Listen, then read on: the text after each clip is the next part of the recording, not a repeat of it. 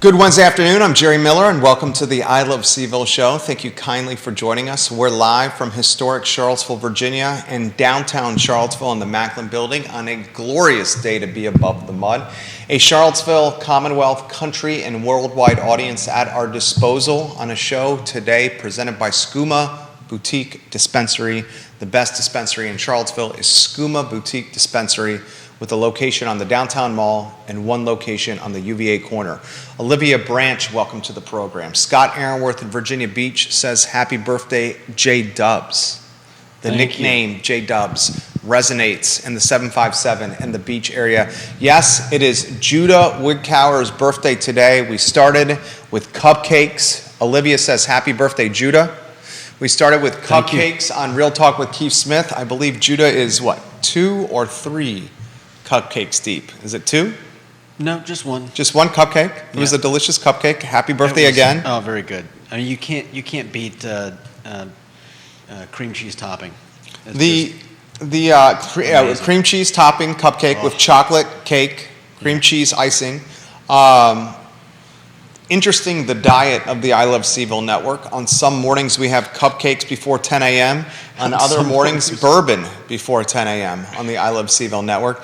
Hence the life of a broadcaster in Charlottesville, which you have become. I want to give you a couple compliments. First, happy birthday. You've worked at this firm for over 10 years now. Your family, I sincerely mean that, your family. And just like family, it's not always rainbows and roses. Sometimes there's some friction and a little bit of arguing and bickering, but I'll tell you what, 10 years has flown by. I'm grateful for your effort over this last decade to the team and helping the business. I enjoy working alongside you. We make a fantastic combination into another 10 years potentially and many happy birthdays in between. Judah Witkower, today is your day, and I hope you get to enjoy it. Thank you. Shall we begin? Sure. Do you want to start Walmart and surcharges? Yeah. I think we should set the stage. Why don't you read the nut graph or the key points of that article, and we'll talk something that's unfortunately becoming prevalent now, surcharges at businesses because of inflation. Set the stage, Judah Witkower. Yeah, well, I think this doesn't look as bad for... Yet. It doesn't look as bad for us, the consumers. So Walmart is preparing to levy new charges on some of its suppliers as it looks to offset the fast rising cost of transportation and labor. Starting August 1st, suppliers that use the retail giant's Collect program to move their products to the company's warehouses will be hit with a Collect pickup charge based on the cost of the goods. Those suppliers will also have to pay a fuel surcharge based on daily price changes. So what I like about this is that, yes, eventually the cost may trickle down to us, the consumer, but it looks like Walmart is trying to keep the cost off of our shoulders. And well, they're passing it to their purveyors. Yeah. They're passing it to their vendors. Mm-hmm. And logic, as we're both logical people. You're going to say the vendors are going to raise the prices. The vendors can't just absorb the additional costs without passing it to somebody. The cost always gets passed downhill. So if Walmart is telling the vendors, see, Walmart's doing a PR battle. Yeah, no doubt. Walmart's going, it was in the Wall Street Journal. Wall Street Journal reported this late Tuesday night. Mm-hmm. Walmart's trying to manage the PR battle. And they say if we make the vendors pay the surcharge, it's Walmart trying to stand up for the customers.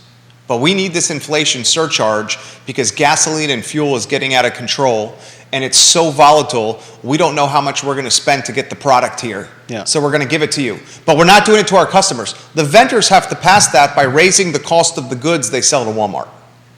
Possibly, yeah. And then that's how it gets priced to the customer. Yeah.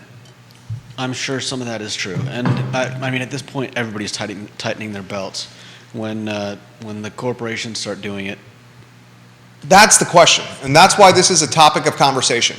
Kevin Yancey says, happy birthday, Judah. Carol Thorpe, a very happy birthday to Judah Witkower. Thank you. Today's Judah Witkower's birthday. Wish him a happy birthday in the comments section, please. Judah works very hard for you, the viewer and listener. Monday through Friday putting this show together. Just give them a little love in the comment section. Happy birthday, J-Dubs, Judah. What else do we call you? Witkower, Young Cower. I don't know. We have a lot of nicknames for you. JW. So the reason we bring this up is this the first mention you've seen of inflation surcharge? Yeah, it is for me. I'd never seen that. I've never seen it before yet so far. Yeah. The inflation surcharge is being used by Walmart now. Walmart is a market leader. Walmart, in a lot of ways, is the market. Walmart, Amazon, Target. This also says Amazon added a similar inflation surcharge earlier this year. So there you go. The top two retailers in the world, certainly in America, would we say a Walmart and Amazon are the top two retailers in the world? If I was a betting man, I would say they were. Right? Certainly America. Yeah. I would say they were in the world. The top two retailers in the world, with Walmart doing it last night, as reported by the Wall Street Journal, are now doing inflation surcharges. What generally happens is the leaders set the tone and the standard for others. It's no coincidence that Wegmans is now charging for plastic bags. So think about what Wegmans is doing. My wife sent me this text yesterday. Let me see if I can find it. Wegmans is charging... Wegmans, the grocery store on 5th Street, 50 cents a plastic bag now. So what did Wegmans do? What do they do by charging? You're learning business inside and out. Well, they basically... What do they do? 50 cents a bag. What did Wegmans do? They basically pass charges to everyone. Wegmans created a revenue stream through plastic bags. I don't even know if I'd call it a revenue stream. And they also... 50 cents a plastic bag? I know. I don't mean 50 cents? I don't mean that they're not making money. My point, what I mean is that they're not doing it to make money. They're doing it to offset their own costs, which are probably going up. And it's easier to charge someone 50 cents a bag than to say, hey, we're adding X to like everything in the store. And it also gives people an out if they bring their own bags in, I would imagine. Well, yeah. If you bring the cloth bags, I would imagine you could bring your own plastic bags if you wanted to. But at that point, you're going to probably bring the cloth bags. You're not going to have a charge. But by charging 50 cents a bag, which is what Wegmans does, and Wegmans is doing it for the sake of the environment, which is a very legitimate reason. Plastic bags in landfills are not good for environment, right? But Wegmans, look what they did. Plastic bags will be a revenue stream. They don't have to purchase as many of them now, and they've turned it into a revenue stream, and they've spun it in a way where it's a PR coup or good for their brand because they're doing it for the environment. Yeah. When do you start seeing these tactics done by corporate giants on Main Street with the mom and pops? When's the inflation surcharge hit the mom and pops? Wegmans, Walmart, Amazon, inflation surcharges, and the monetization of plastic bags, when does that happen to the locally owned businesses? Because they're fighting tooth and nail just to keep up. Yeah. I mean, it depends on the local business. Some of them probably have the most loyal customers, and their customers know that when the prices... You pay an inflation tax? Do I pay? Would you pay an inflation tax? Local business, and would it leave a sour taste in your mouth? You go to a business and itemized on the receipt. We're already paying it to some extent. A line item called inflation surcharge. When was the last time you ordered delivery? I don't do a ton of delivery. I didn't either, but my friend and I, when he comes over, we've been ordering out instead of... we've been ordering out, and oftentimes I'll see like... What's it say on the line item? Three different line item additions. And what are they? So there's like delivery fee, then there's, aside from taxes, you've got a delivery fee, you've got, I don't remember what it's like a processing fee or something. Then you've got the tip. And do you tip 20% to the delivery driver? Yeah. Yeah. Unless it's a really small delivery, and then I usually tip more. Kevin Yancey says, $3. get ready for the tax coming from the city and county on the plastic bags. Well, yeah. Would it leave, Kevin King of Waynesboro also says the Outer Banks banned plastic bags and Northern Virginia is planning to ban plastic bags. Wow. You are a local supporter. I'm a local supporter. You're a local supporter. We bleed local. The concept of one of the businesses is I Love CVille, where we showcase the best of the Charlottesville, Virginia area. If a locally owned business included on an itemized receipt inflation surcharge, and that inflation surcharge was synonymous with the inflation rate, what's CPI at? 8, 9%? And if there was an if there was an 8 or 9% inflation surcharge on your receipt, itemized, called inflation surcharge from a locally owned business that you love to support, would that leave a sour taste in your mouth? I think having it out in the open would leave less a sour taste in my mouth than finding out that tons of businesses were just like, kind of slipping it in there. Oh my God. The last thing you should do if you're a business is slip it in their DL and hope your customer doesn't see it. Yeah. That's why I'm asking, because we're in the branding business. We help our clients figure out these predicaments. You undoubtedly, if you're going to do an inflation surcharge, excuse me, should do it out in the open. And I would even... And it should be by your register on the glass door, on the door. I was just going to say, if you don't have it out, then you should tell, I would so much appreciate it if a server or someone at a retail business said, we're really struggling right now. We're having a hard time with supply chain issues. We're having a hard time with jobs, hiring the people that we need, surviving. And we're we've added a 10% inflation surcharge to everything in the store to help us offset costs, and we just want you to know that we don't want to have to do this, but we have to do this to stay alive.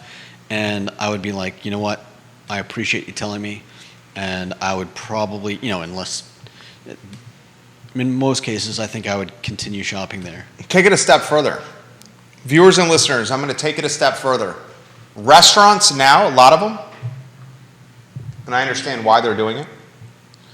Restaurants now are auto-gratting 20%, auto-gratuity. A good example of this is Selvage Brewing Company. Selvage Brewing Company in Woolen Mills, the wool factory, has on its menu, we want to pay our employees a living wage, and we're going to include a 20% tip in this bill, no matter what. And it's up to you, the customer, if you want to tip additionally on top of the 20%. So is the future of an expensive area to live, Charlottesville is, very difficult for staff in food and beverage to afford to live here. Is the future of dining in the Charlottesville area for the short term, the rest of 2022, or until inflation starts to cool down, is the future of dining a 20% auto grad included into bills and an inflation surcharge line item? When you add the meals tax and all the other taxes in there, pretty soon your bill is going to be 40%. I mean, the 20% auto grad is 20%. Meals tax is what? Restaurateurs watching the program. How much is total meals tax? That's close to 10%. Is it over 10%? I'd say 9 or 10, but I don't know. What's the exact number, restaurateurs watching the show? Anybody can put it in the feed? Anyone? So if you auto grad 20% and you got 10, 11% in meals taxes, and then you got an inflation surcharge, you're talking your bill, close to half your damn bill is taxes and surcharges, and not what you're eating and putting in your belly. Yeah. Have you thought about that? Yeah, I mean, I sometimes wonder how a lot of other countries don't have tipping.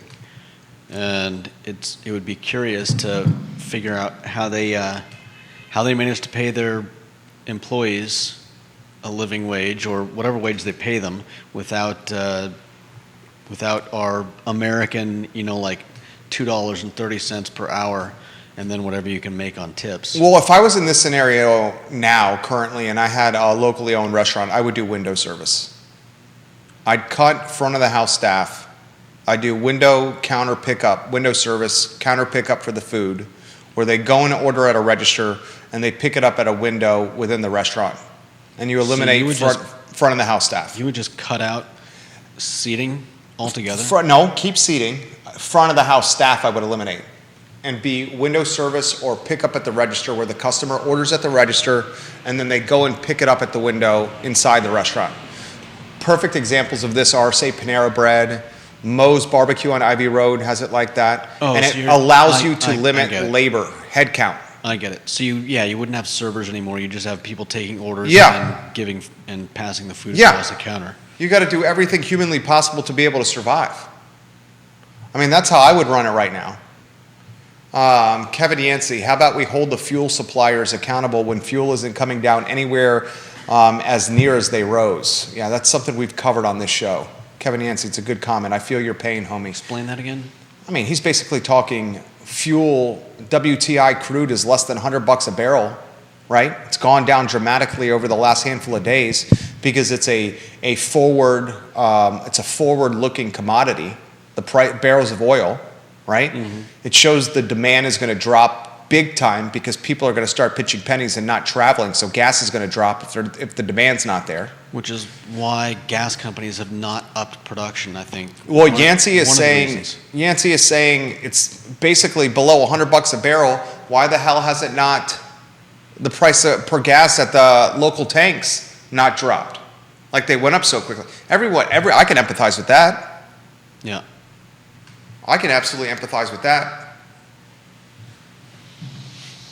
When you start seeing big boxes utilize terms like inflation surcharge, the expectation is copycat will happen.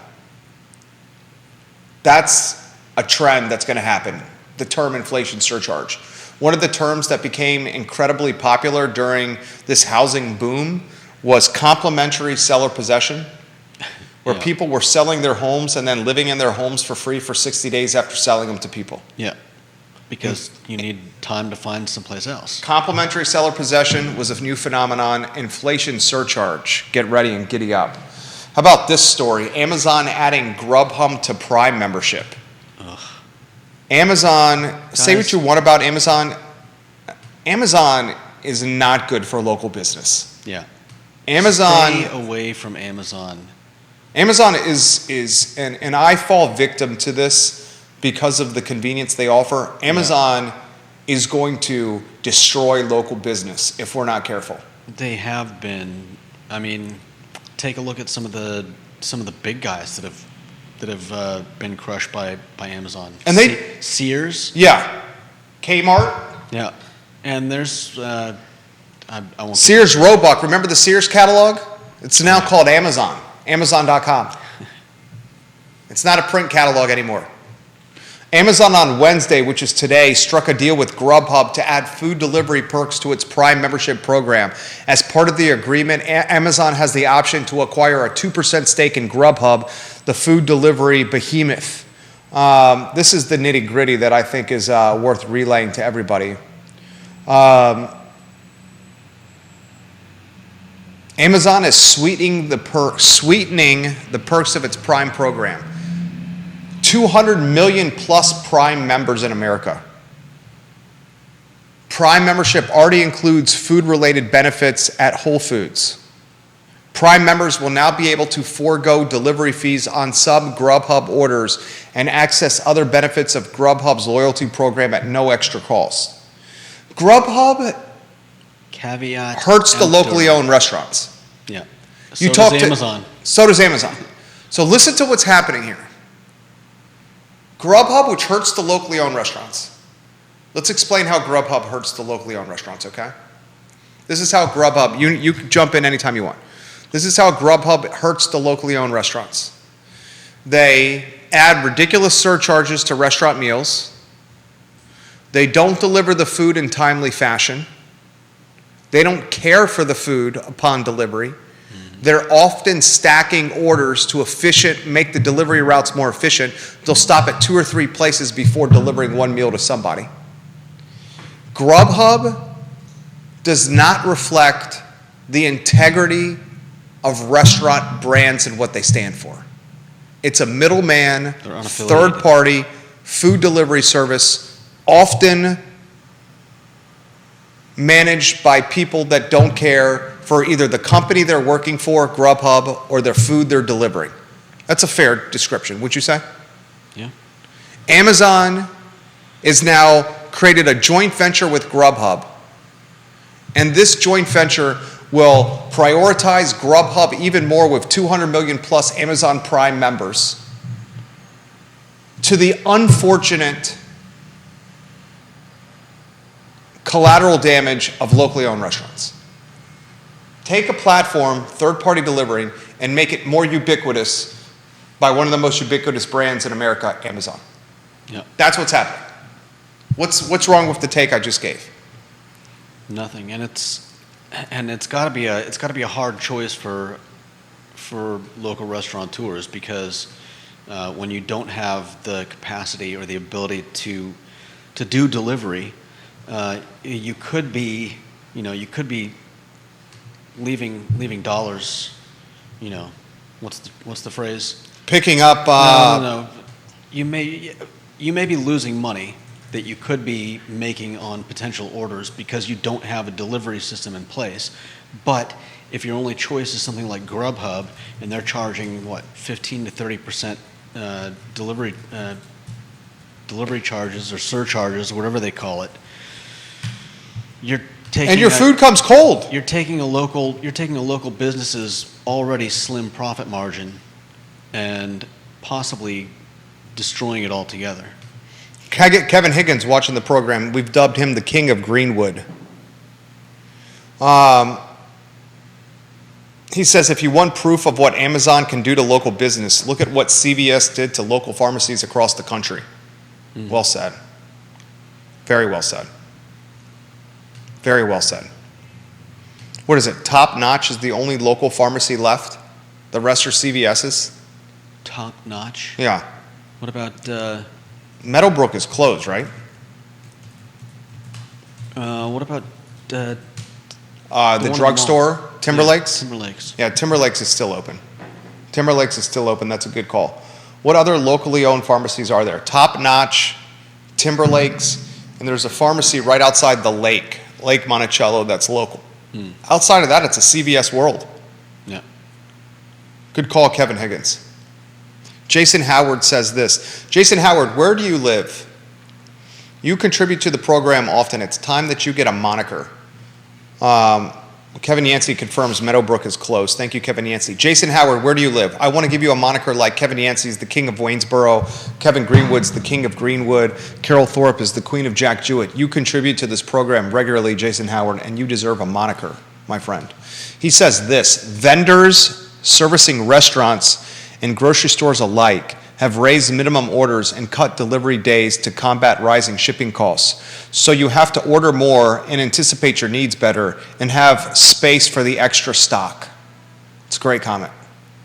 Yeah. And not only that, locally owned business has a sales cycle. So if you're having to order more, you're having to find the capital to cover the cost to order more, unless you get 30 days dating, which is paying in the rears. I would bet in this economic climate, it's not a lot of paying in the rears, especially for a business like restaurants that is in a very difficult spot. Yeah. Jason Howard's on Rio Road. Let's remember, Jason Howard is now the king of Rio. Jason, I'm responding to your comment, and I'm saying you are now called Jason Howard. You will forevermore be known as the King of Rio. Exclamation point, enter, publish, send. I just sent it to him. Jason Howard's the King of Rio. Eventually we're going to have to get a document that organizes all these monikers, because right now they're in my head and they're starting to get convoluted and confusing. Okay? It's getting convoluted and confusing. Next topic on today's program. And jump in, guys, and remember, it's Judah Witkower's birthday today. So wish J-Dubs a happy birthday. He loves to hear this. New York City housing stock in the month of June, sales of apartments in the Big Apple in Manhattan fell 30% in June. 30%. Think about that. Rising rates, a lack of inventory are obviously impacting this. 30% plunge in sales contracts in Manhattan in the month of June. Yeah. That's astronomical. Understandable, too. It says here the median sales price for the second quarter rose to a record $1.25 million. What does 125 in Manhattan get you? Shoebox? That's median sales price. So whatever the median house or apartment looks like there, that's insane. That is insane. 30% plunge in June. 30%. If you want to hear a good conversation on this topic here, listen to Real Talk with Keith Smith this morning. We had a fantastic discussion. What'd you take of the Real Talk discussion? We talked to the proliferation of Airbnbs. We talked how there's no police, and by police I mean monitor or auditor of the Airbnb market in the city of Charlottesville. So you can illegally operate an Airbnb in the city of Charlottesville right now without having oversight or someone slapping you on the wrist and telling you to stop doing illegal things. Yeah, I mean, it's happening all over the country, and my takeaway from it is that,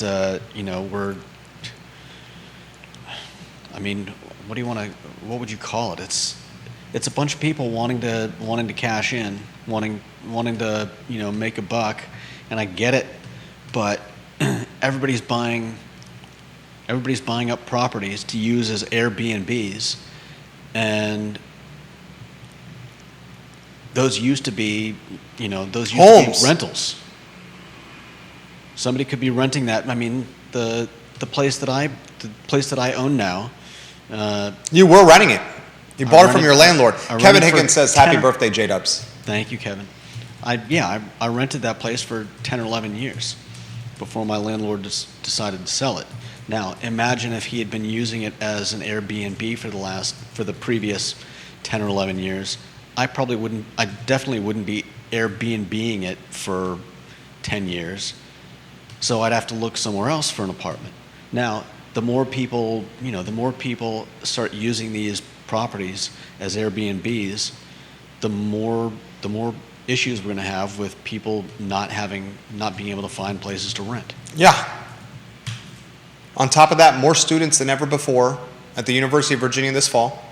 That's crazy. On top of that, more professors and staff than ever before at the University of Virginia this fall. Where are they all going to go? On top of that, the data science school that's about to open. World famous, world recognized data science school. Yeah. It ain't going to get better. It's going to get worse. Yeah. I mean, unless they come up with a high-speed rail that connects to like some, I don't know, maybe UVA will build their own little town outside. I've called it a gondola all over Central Virginia. A gondola over Central Virginia to help the housing affordability crisis by efficiently whisking Central Virginians around the region for employment. I don't know if anyone's ever called a gondola efficient. Well, how's a gondola not efficient? It's in the sky. It's in the air. Yeah, but they don't go 40 miles per hour. There's no traffic. You get on it, you ride it, and you get to your place. There's no traffic. A gondola throughout Central Virginia. A gondola system throughout Central Virginia would solve so many crises. Crises? Is it crises? Or crises. Crises. It would solve a housing affordability crisis because people can legitimately live in Buckingham or Waynesboro or like, Louisa and get to the epicenter of employment, Charlottesville, faster.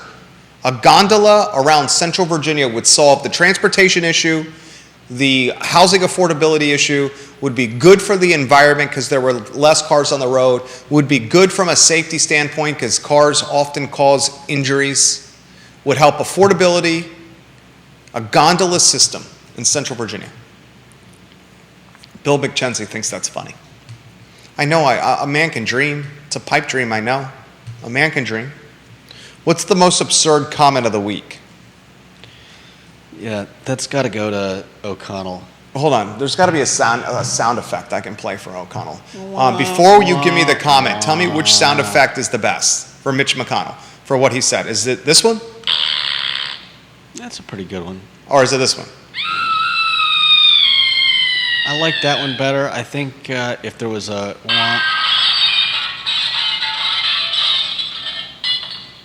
I'm not sure what that was. I think this is the best one. Mitch McConnell's most absurd comment of the week. Tell it to us. So... Verbatim, please. Well, if I need to find an actual quote, this is more of a short brief on what he's saying. And anyways, it goes like this. Mitch McConnell says the labor shortage will be solved when people run out of stimulus money because Americans are flush for the moment. What an idiot. The quote part is flush for the moment. But really, how could anybody be flush with money from the stimulus that was last given out, 18 months ago? At least. Yeah, who's still flush with their... So this story is now... Was the last one Dude. $1,400? The last stimulus check? I think I read that it was like $1,200... What was it? I don't know. Anyways. This is everywhere. This is making its rounds. He's the U.S. Senate Minority Leader, Mitch McConnell. Yeah. He's a Republican. He further says, quote, "What we've got to hope is once they run out of money, they'll start concluding it's better to work than not to work," end quote. Mitch. Thank you for that. Thank you for that compassionate take on... How do we know that you're completely out of touch and not understanding of what Main Street Americans are going through? This right here. Yeah. He thinks the stimulus money is still fueling and keeping people above water 18 months later. That's... This is what's wrong with the country. You got out of touch old white men not on the front lines who are the U.S. Senate minority leaders. Well, I don't think I don't even take race into it. I think what's wrong with this country is all of our leaders. Moscow Mitch inserted his foot in his mouth. Scott Aaronworth. Moscow Mitch is what he calls him. Scotty Aaronworth, the Esquire from Virginia Beach, who happens to be the biggest foodie in Charlottesville, is the king of Virginia Beach. Scotty Aaronworth, the man we love. Kevin Higgins says he's a total idiot. Mitch McConnell. I think that... Why would you say that? I think that holds true for most of our politicians, but yes, that is a moronic comment. Particularly true with Mitch McConnell, and he definitely shows it with a comment like this. Yeah, definitely shows with a comment like this. Any other tidbits of the Judah Witkower notebook you want to get out there? You did a good job today, per usual. Yeah, I got some, let's see. A couple more news and notes, we'll call it. Some quick hitters, if you may. Oh, yeah, we never got to advice for people moving here. Oh, yeah, let's do that. Here are some funny ones. This is a good topic. This one is obvious to anyone that's been here. If you're driving a rental truck, avoid the 14th Street Bridge. Let's see. Don't disrespect Bodos. One sentence. What advice would you give to someone moving to Charlottesville? Everything closes at 9. There's no more late night options because Waffle House closed forever due to a labor shortage on 5th Street Extended. There's still one more. Waffle House, where's the other one? The other one is across from Applebee's on 29 North. That Applebee's is closed. Well, but the Waffle House isn't. Do we know for certain? I mean, I've eaten there in the last month or two. This is what I'm going to do. Let's confirm this. Waffle House, Charlottesville. Do you have your phone? Yep. Bust out your phone. I'm going to give you the Waffle House 5th Street phone number. Okay? Waffle House 5th Street phone number. Tell me when you're ready. Okay. Let's do it live on air. You give them a ring. Tell me when you're ready. All right. 434-296-5010. Put it on speakerphone. 434-296-5010. All right. Let's get to the bottom of this. You're calling Waffle House 5th Street Extended? Yep. Put it on speakerphone, please. Okay, it's ringing. It's ringing. It's still ringing. It's still ringing. I wouldn't say this is a good sign. That they're not picking up at 1:10 p.m. on a Wednesday. It's lunchtime. What do you mean? They have to answer the phone. Let's see if there's a voicemail.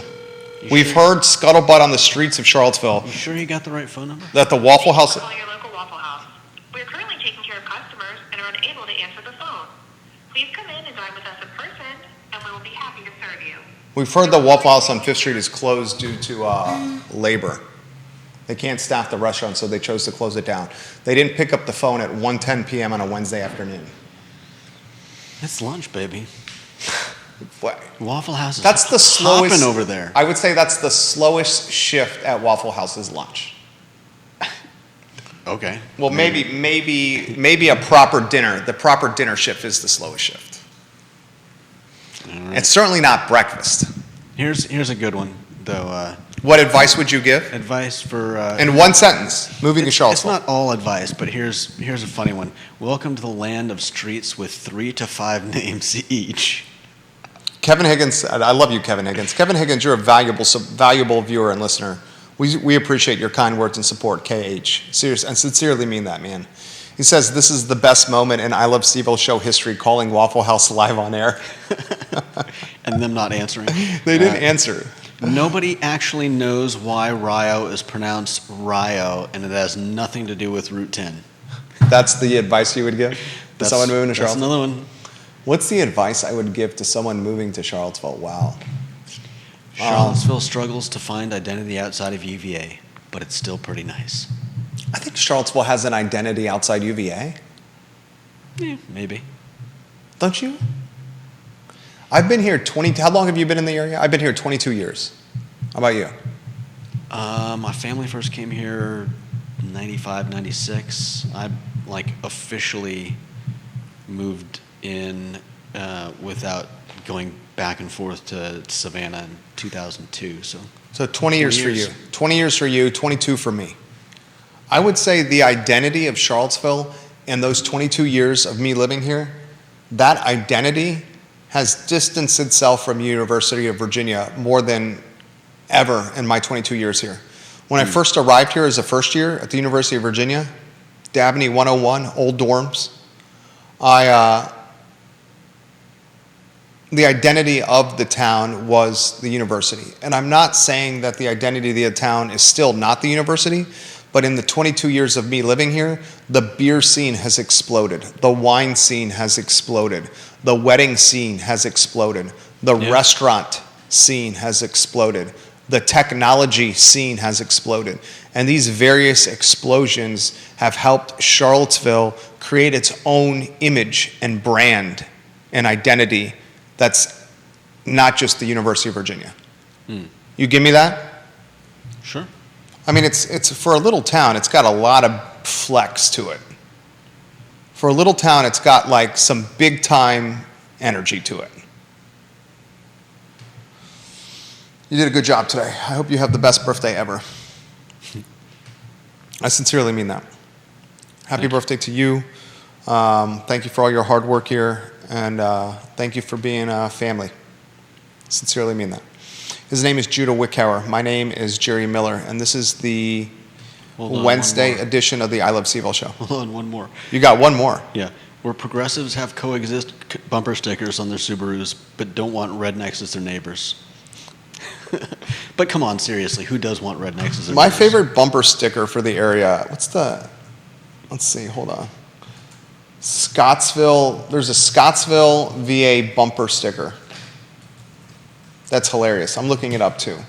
Google image. The Scottsville, VA bumper sticker is something Scottsville, Paris, and... Oh, yeah. Have you seen it? I've seen those before. What's it say on it? Gosh, I'm drawing a blank on it. It's something Scottsville is mentioned in like the same sentence as all these iconic places. I see that bumper sticker driving around from time to time. Does anyone know it? Can you find it online? I've seen those for various other cities as well. I'll see if I can find it online. Maybe mention it on tomorrow's show. Tomorrow is Thursday, so today y mañana is at 10:15 a.m. Alex Erpy and Xavier Yerpy. Tomorrow, Thursday, is also the I Love CVille Show at 12:30. We work hard for you, and how we work hard is trying to create compelling content every day on this show that's in some ways pertaining to Charlottesville or Central Virginia. And I'll be very straightforward. It's hard work. Finding content every day for a show like this and long-form content without commercial interruption. It's hard work. It's hard work, but we enjoy doing it, and we enjoy connecting with you guys through this platform. That's the Wednesday edition. For Judah, my name is Jerry Miller. Thank you kindly for joining us. Take care and join us at 10:15 a.m. tomorrow for Today y Mañana. Hasta luego.